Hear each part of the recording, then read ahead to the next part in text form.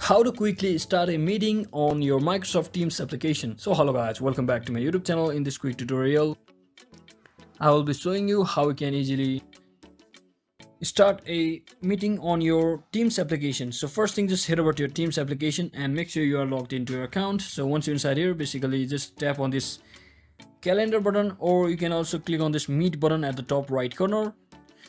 So once you tap on here, you can see you can also actually join with a meeting ID as well. So I will just click on this meet now button over here, and if you would like to involve more than one people to inside your meeting, and if you want to invite your friends or families or teachers, just click on this copy meeting link over here and you can actually share it.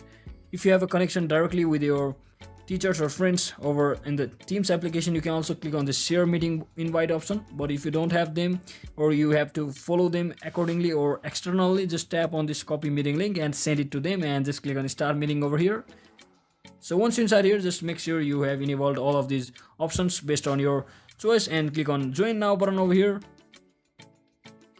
So once you join, you can simply click on leave button to actually leave the meeting, just like this. So that is it for today guys. I hope this video was informational. If it was, don't forget to like and subscribe to the channel. See you on the next one.